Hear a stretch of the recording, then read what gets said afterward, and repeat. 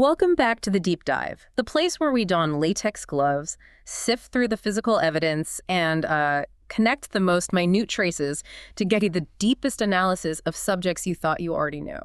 And today, we are diving headfirst into a massive cultural phenomenon. Absolutely. A show that fundamentally changed how we all view crime, law, and maybe even the justice system itself. We're talking about the CSI franchise. You know, when we talk about a successful TV show, we're usually just looking at domestic ratings, right? Right. But the original CSI it was on a completely different level. The global level. Our sources mention it was recognized by the Festival de Television de Monte Carlo as the world's most popular dramatic series. Not once or twice, but 7 times. 7. It's unprecedented. It wasn't just a hit show in America. It became like a global procedural language. Everyone understood the formula. Yeah, and that's our mission for today. It's an ambitious one. We are going to be tracing the forensic DNA, if you will, of this entire fictional universe. It's a big one. We're looking at 15 years, 5 different series, from the original crime scene investigation all the way through Miami, NY, cyber, and of course the recent Vegas revival. And we're going to map those connections, the geography, the themes, the characters that crossed over and really tied them all together into one shared reality. We've got a huge stack of material here. We're talking behind-the-scenes production notes, deep character breakdowns, and frankly, some pretty gruesome plot descriptions that, they really define the franchise's commitment to shock and awe. And our goal isn't just to recap these shows for you, it's to really understand the history, how these different teams connected during those incredible crossover events. And we want to shine a spotlight on some of the most dramatic, exciting, and unsettling cases that kept us all hooked for nearly 2 decades. Exactly. We need to get past the iconic theme song, past the flashy gadgets, and really see how Anthony Zuiker and Jerry Bruckheimer kept this consistent feel, this identity, while constantly shifting the focus. From desert murders to sun-drenched corruption in Miami. To the abstract world of cyber terrorism. It's a huge undertaking. So, okay, let's unpack this and start right where the whole thing caught fire in the neon glare of Las Vegas. The journey to get the original CSI pilot on screen it's a fascinating story. It was almost dead on arrival, full of close calls. It really was. The whole concept came about in the late 1990s from Anthony Zuiker. He had this core vision, about using microscopic science to solve these massive crimes. A novel idea at the time. And it eventually gets the attention of Jerry Bruckheimer, who, he was the king of big-budget action movies, right? Not necessarily forensic procedurals. Not at all. And it was a really hard sell at first. Zuiker wrote the spec script, but when they took it to the networks, the procedural heavyweights, nobody was interested. ABC, NBC, Fox, they all passed on the pilot script. Yep. They just didn't see the mass appeal in a show where, the evidence was the main character, not the detective. Okay, but here's where it gets really interesting. This is where the mechanics of Hollywood kind of saved the day. CBS was the network that finally picked it up. Right, and the sources confirmed the decision wasn't just about the script, as compelling as it was. Yeah. A huge factor was that CBS already had a pay-or-play contract with the actor William Peterson. A veteran stage and screen actor. And for anyone who doesn't know, a pay-or-play contract means? It means the actor is guaranteed their salary, whether the project gets made or not. So CBS was already on the hook for paying him. So they have this high-profile actor obligation they need to fulfill, and he expressed serious interest in playing this lead role of Gil Grissom. Exactly. So for CBS, it minimized their initial risk. They could slot him into this unique procedural. It's just a fantastic example of a business contingency accidentally spawning a billion-dollar property.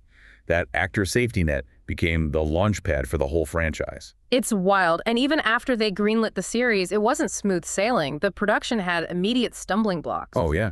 Disney-owned Touchstone Television was supposed to co-produce, but they pulled out at the last minute. Why? Because they didn't want to fund a show that was going to air on CBS, a rival network. Simple as that. So CBS had to scramble. They did. They brought in the Canadian media company Alliance Atlantis to co-produce, to fill that pretty significant financial and logistical gap. So the show is really born out of network passes, contractual obligations, and these last-minute production deals. It's amazing it ever made it to air. Yeah. And when it finally premiered in October 2000, they didn't have much faith in it. They stuck it in a Friday night time slot following the show they thought would be a hit, the remake of The Fugitive. And we all know what happened next. We do. By the end of 2000, CSI had already completely surpassed The Fugitive in viewership. The premiere alone pulled in something like 17 million viewers. That's astounding for a Friday night. It is. And within a few months, by February 2001, CBS realized they had a monster on their hands. They moved it to the coveted Thursday night slot, right after Survivor. And it just dominated the ratings there for years. It did. And the strength of that original run, without a doubt, was the core team and their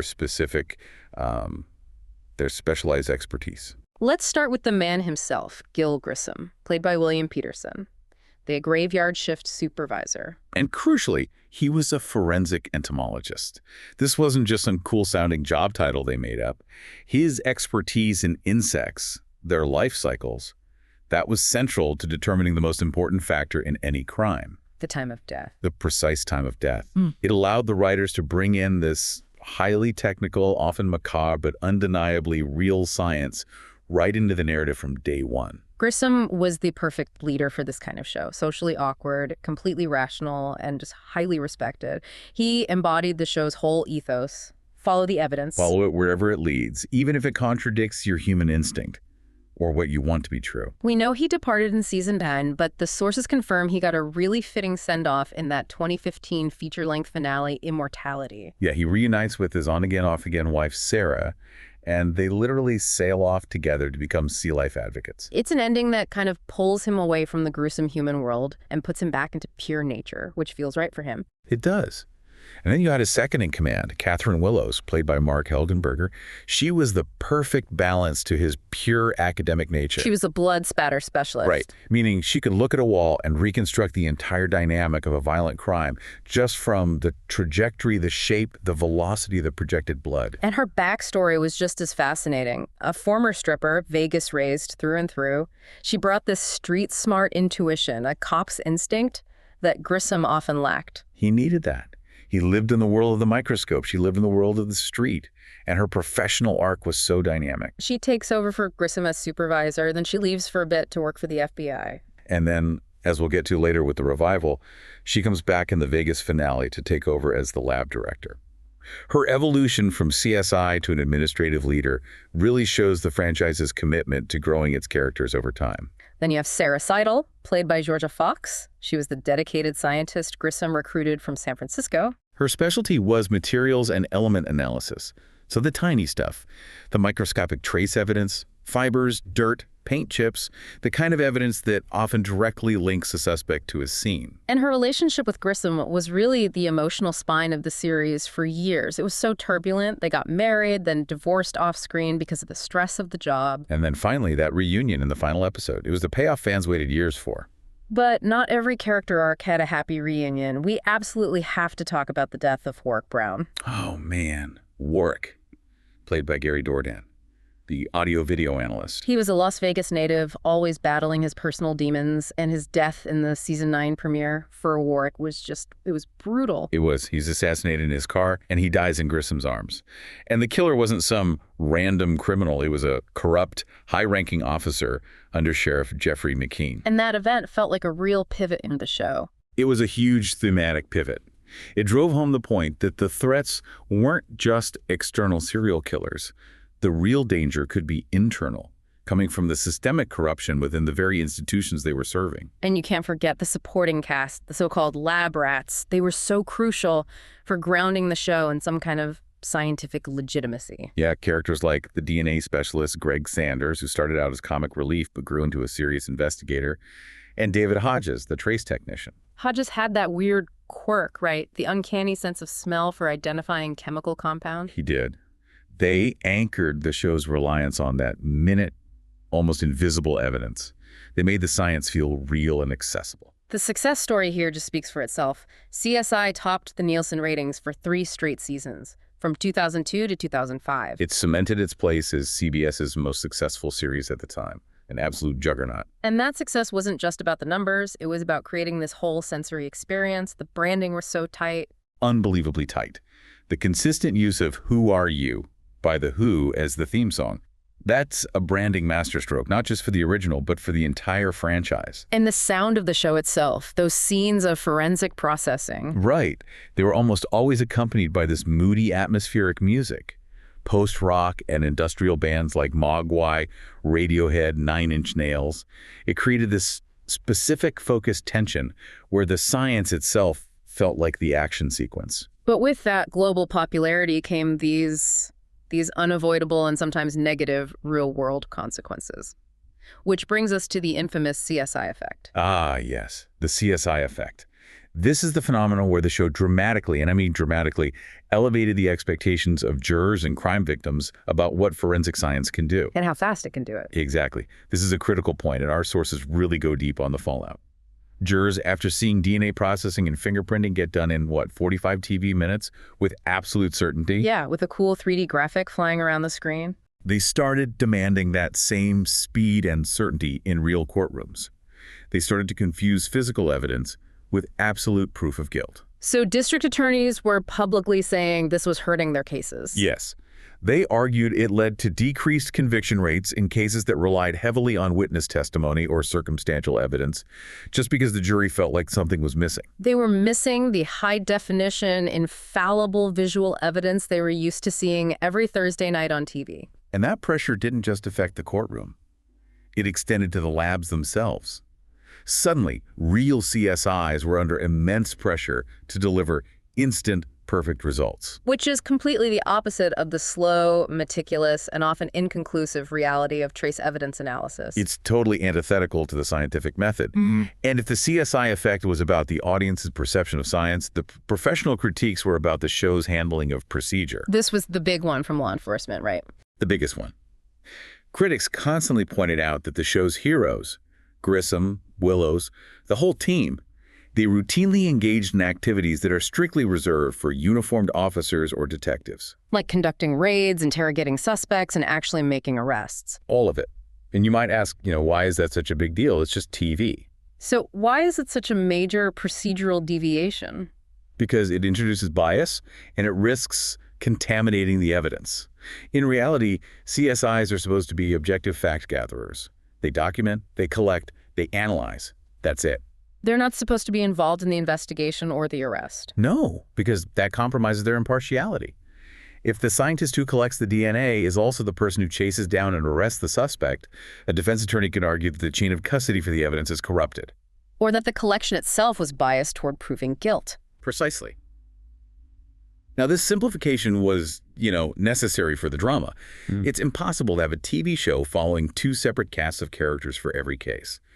But it created this enduring and very flawed procedural image in the public consciousness. So there was a positive side effect to this, wasn't there? There was, interestingly. The sheer glamour of the science, the way the show portrayed it, actually boosted recruitment for real CSI roles all across the country. And I read that some police constabularies in the UK even went so far as to rename their forensic units CSI. They did, just to capitalize on that cultural cachet. That's how powerful the brand became. So once Vegas was this undisputed powerhouse, the network realized they had a concept that could travel. The science wasn't tied to one city. Exactly. And the franchise moved immediately toward expansion, starting with CSI, Miami in 2002. Which is a really fast turnaround. Launching a spin-off so quickly was an intense move, and the sources reveal there's some palpable tension at the time. Oh yeah. The original stars, William Peterson and Marge Helgenberger, they openly voiced their displeasure. They were concerned it would dilute the brand. I remember Peterson famously joked about the spin-off being called NYPD CSI. He did, yeah, because they immediately cast established actors from NYPD Blue, David Caruso and Kim Delaney. But the choice of location was very strategic, wasn't it? Highly strategic. Co-creator Carol Mendelsohn specifically picked Miami. She cited its rich character, the constant presence of water, the collision of all these diverse cultures, the unique political landscape, all things that would give the show a flavor completely distinct from the desert noir of Vegas. And the aesthetic was it was a radical departure. Vegas was all shadows, often gritty, focused on decomposition and bugs. Miami was designed to be ridiculously gorgeous. Sun-drenched, high-contrast shots, everything was bright and saturated, and it always ended with that visual signature. Lieutenant Horatio Caine putting on his sunglasses while delivering a classic pre-credits one-liner. That one-liner, followed by the opening scream of The Who's Won't Get Fooled Again, became its own genre trope. It really did. And Horatio Caine, played by David Caruso, he was such a different leader. Unlike Grissom, who was driven by this detached academic curiosity, Caine was an explosive forensics expert. His specialty was bomb disposal. He had a very different worldview. He saw his role almost spiritually, didn't he? Like he was the one who stood between evil and the innocent. a hero complex that Grissom never had. Not even close. The character dynamic was immediately different. Horatio is known for his jaded, direct demeanor, but our sources consistently highlight his intense protectiveness of his team. And his remarkable ability to communicate with and comfort children who had suffered trauma, that made him a much warmer figure than Grissom, even if he was more explosive. For sure. But the early production in Miami was marked by some pretty dramatic casting turbulence. You're talking about Kim Delaney. She played Lieutenant Megan Donner and was initially set up as the co-lead, the director of the lab. That's right. And despite some positive reviews for her edgy performance, she was gone after only 10 episodes. What happened there? The producers were trying to replicate that Grissom-Willows chemistry, that balance. But apparently the dynamic between her and Caruso just wasn't there. It wasn't clicking, so they had to do a quick rewrite. That decisive change, though, it allowed Emily Proctor, who played Callie Duquesne, to be promoted to the leading female role. And it was a great move. It elevated her character, a brilliant ballistics expert, her specialized knowledge of firearms, ammunition, bullet trajectories. Yeah. It was essential, given Miami's high rate of gun violence. Then, just 2 years later, in 2004, came the third iteration, CSI NY. This launch was based on a more philosophical idea that in a vast urban environment, everything is connected. And it had to visually and thematically separate itself from the desert and the beach. NY was meant to be grittier, right? More character-driven than Miami. Definitely. The sources detail how the second season required a complete visual makeover. They changed the lighting, the color palettes, everything to reflect the city's mood. Darker, starker, colder. And they used the distinct climate to introduce unique forensic possibilities. I remember the phrase, the prospect of frozen corpses. Yes, offering challenges that were vastly different from the humidity-accelerated decomposition they dealt with down in Miami. And the leader of the New York team was Mac Taylor, played by the great Gary Sinise. Mac Taylor carried so much weight. He was a veteran officer who had lost his wife in the 9/11 terror attacks. That foundational trauma just colored his entire worldview. It injected a heavier, more somber, and deeply patriotic tone into the series. It was totally distinct from Kane's heroics or Grissom's scientific detachment. It was. But what's really crucial for our deep dive here is establishing that these three very distinct locations, they all existed in a truly shared universe. And it wasn't just the 3 CSI shows connecting. The entire franchise shared continuity with other CBS procedurals, like Without a Trace and Cold Case. Which made the multi-city crossovers not just possible, but, essential for network synergy. It's a huge marketing tool. And those crossovers were spectacular events. The first big one was the Miami NY crossover in 2005. The episodes Felony Flight in Miami and Manhattan Manhunt in NY, they were massive in scope. Anthony Zucker even described the two-parter as being virtually a movie. It brought Horatio Cane's team and Mac Taylor's team together to track this incredibly dangerous escaped prisoner. A prisoner who went on a terrifying 13-body killing spree that stretched all the way from Florida to New York. I remember the network waited a bit on that one. They let NY find its own thing first. They did, which was smart. It ensured that when those two distinct aesthetics finally collided, Kane's sunglasses and Taylor's stoicism, it was truly impactful. But the absolute pinnacle of the shared universe concept had to be the CSI trilogy in 2009. Oh, that was ambitious. A 3-part crossover event starring Lawrence Fishburne, who was playing Dr. Ray Langston from the original CSI. And he physically traveled across all 3 cities, Vegas, Miami, and New York, as part of one single sprawling investigation. The Miami segment was titled Bone Voyage. The whole thing demonstrated the remarkable fluidity of the franchise. It was famously dubbed the Great CSI Crossover Experiment that William Peterson never would have agreed to. Which really says it all. It emphasizes that while the original stars were very protective of their show, the core concept was resilient enough to survive and even thrive by blending its investigators across state lines. Okay, so let's move from the logistics of the franchise to its actual content. The CSI shows kept that massive appeal by consistently delivering these dramatic, high-stakes, and often deeply gruesome storylines. Absolutely. They tested the procedural integrity and the emotional limits of the main characters time and time again. In the original CSI, the threats often came from these brilliant, recurring serial killers or these high-stakes hostage situations. You really can't talk about memorable episodes without highlighting this season 5 finale, Grave Danger. Grave Danger. It was nominated for multiple awards, including an Edgar Award. And what's really noteworthy is that it was directed by Quentin Tarantino. And you can feel it. He brought this uniquely cinematic and intense horror element to the procedural format. It was pure psychological torture. The plot involved Wark Brown, the audio-video analyst, getting kidnapped and buried alive. In a transparent casket with the camera on him and a limited air supply. And Grissom was forced to solve this series of complex, sadistic puzzles to save him. The whole episode focused not just on the science, but on the crushing emotional weight and the moral compromises you have to make when a colleague's life is on the line. It perfectly encapsulated that high-stakes world of Vegas crime. But I think the most consequential long-running plot was the horrific chase of the serial killer Nate Haskell. That arc led to a radical and really dark character decision for Raymond Langston, Lawrence Fishburne's character. Haskell was a truly vicious character. His crimes spanned several seasons, and the climax was it was brutal and defining. Langston, who came into the show as a level I CSI, a scientist, a doctor, he finds himself in this vicious physical fight with Haskell while trying to rescue his ex-wife, Gloria, who had been kidnapped, tortured, and raped by Haskell. And in that confrontation, Langston ultimately murders the serial killer in cold blood. Which is a fundamental breach of the scientific ethos that the show was built on. Grissom's whole world was about letting the evidence speak. Langston took definitive, violent action. He did. And the sources detail the immediate aftermath. Captain Brast, seeing the brutal condition of Langston's ex-wife, ensures the death is ruled a justifiable homicide by self-defense. Quickly and perhaps expediently. Very.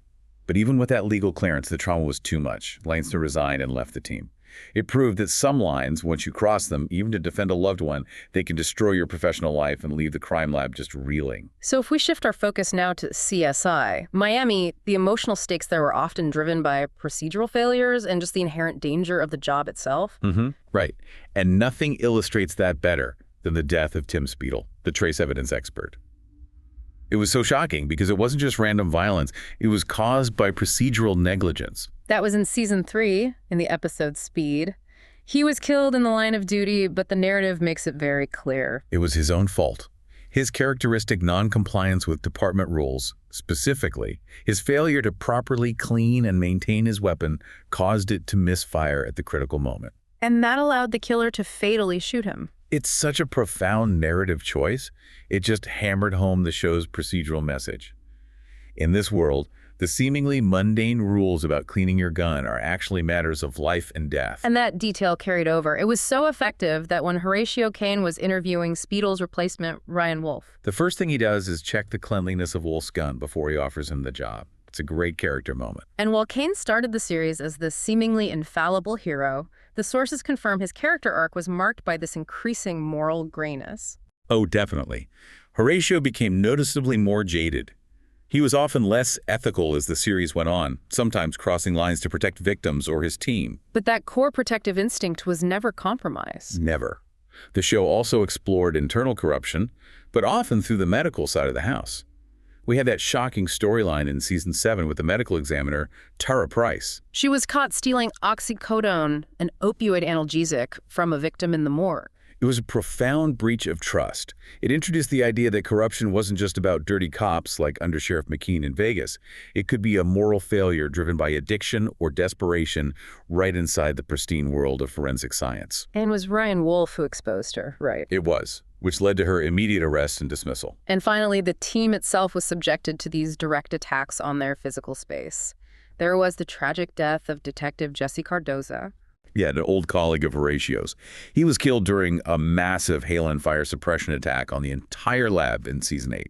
The show consistently demonstrated that these investigators were being actively hunted, which really set the franchise apart from more traditional desk-bound police shows. So, by the time the original trilogy was wrapping up its long run, the world had changed. Crime was moving online. And the franchise tried to follow that massive shift by creating its fourth series, CSI Cyber, which ran from 2015 to 2016. And it required this radical redefinition of what a crime scene even is. The show is based out of Washington, D.C., focusing on the FBI's cybercrime division. They were investigating internet-related murders, global cyber theft, major hacking operations. The tools weren't blood spatter and soil samples anymore. They were IP addresses and firewalls. It was a whole new language. And the leader was Deputy Director Dr. Avery Ryan, played by Patricia Arquette, a fascinating character. She really was. She wasn't a cop or a traditional scientist. She was a renowned behavioral psychologist who became a cyber shrink. And her motivation was deeply personal. rooted in trauma. Her own professional database had been hacked, which led to the death of one of her patients. And that failure spurred her to found the FBI Cybercrime Division. Cyber really became the connector series for the later franchise, didn't it? It acted as a nexus point by bringing in legacy characters. Most notably, they brought in D.B. Russell, played by Ted Danson, who had been the director of the Las Vegas Crime Lab. And he joins the cyber team as the director of Next Generation Cyber Forensics. That transition symbolized the shift from physical evidence to digital methodology, all while maintaining that crucial character continuity. And Avery Ryan established one of the most unique procedural elements in the whole franchise, the Hack for Good program. This involved recruiting formerly incarcerated black hat hackers like Brody Nelson, a.k.a. Babyface. And she offered them a choice. Either you serve your prison sentence or you come work for the FBI as analysts, leveraging your illicit expertise for law enforcement. Which introduced this huge layer of ethical tension. A massive one. You had traditional law enforcement guys like D.B. Russell, who had to reconcile working directly with confessed criminals who possessed this incredibly destructive knowledge, all in the name of fighting this abstract, pervasive cybercrime. The show definitely started with a lot of ambition. They wanted to prove the franchise's global scale was still intact. The pilot episode, Kitty, aired at the same time in 171 countries. It set a Guinness World Record at the time for the largest TV drama simulcast ever. Though, to be fair, that record was quickly broken by Game of Thrones. Of course it was. But while Cyber was short-lived, it really proved that the CSI name still had immense global pull. But the franchise eventually realized that its true strength was back in its physical origins. And in 2021, CSI Vegas premiered. It was billed as an event series sequel to the original. It was meant to mark the 20th anniversary, but production delays from COVID pushed the premiere back to 21 years. This revival was a masterclass in honoring the legacy while introducing new stakes. The entire first season focused on a major systemic conspiracy. And it brought back the original power couple. Gil Grissom and Sarah Seidel came out of their retirement as sea life advocates. They were pulled back in after an attack on their old friend, Jim Brass, the former captain, and their investigation quickly uncovered this widespread conspiracy that jeopardized the entire Las Vegas crime lab. The target of this conspiracy was David Hodges, the trace technician. He was framed by a corrupt civil attorney named Anson Wicks. So the core tension was raised exponentially. It wasn't just about solving a single murder anymore. It was about proving the integrity of the lab itself. And saving thousands of past convictions that Wicks was threatening to overturn. It was an existential threat to the very idea of forensic justice that the original show was built on. And Grissom and Sarah had to work with the new Las Vegas team, led by Maxine Roby, to fight this internal threat. And the cases they investigated in that first revival season, they still had that classic gruesome element we all expect from CSI. They had to deal with a series of murders revolving around a dilapidated, very unsettling, clown-themed hotel. That was the episode Funhouse. Yep. And the season concluded with high drama in Signed, Sealed, Delivered, where they find Hodges alive and the mastermind Wicks is finally charged. But the whole event just reinforced that central theme. The systems designed to protect us are often compromised. The enemy might be internal. After that first season, the revival kept drawing heavily on the original cast, reinforcing that legacy. Catherine Willows came back in season 2, joining Maxine Roby. Even Greg Sanders, the former DNA specialist, came back in season 2 to assist the team. It made it clear this was a generational handoff, not a hard reboot. And the later seasons of Vegas delivered some of the most devastating and personal storylines in the franchise's history. Especially involving the new lead CSI, Josh Folsom. His professional life just completely unraveled after his mother, Jeanette, was brutally murdered inside a warehouse. I remember that arc. The sources detail his subsequent character spiral. It was intense and so personal. He becomes consumed by emotion, goes rogue with his childhood friend Trey Cahill to hunt the killer. And the storyline climaxed with Folsom surrendering to arrest after the main suspect is found dead in a dumpster. And even though Folsom was ultimately acquitted of all charges, the moral damage was done. He was demoted. It confirmed the profound fallout that happens when personal trauma intersects with procedural rules. TV standards. In season 3, the team investigated a serial cannibal. Right, after an unusually carved body was found in the basement of an abandoned hospital in the episode Health and Wellness. But I think maybe the most shocking and visually arresting case was in the episode The Artist is Present. Oh, yeah.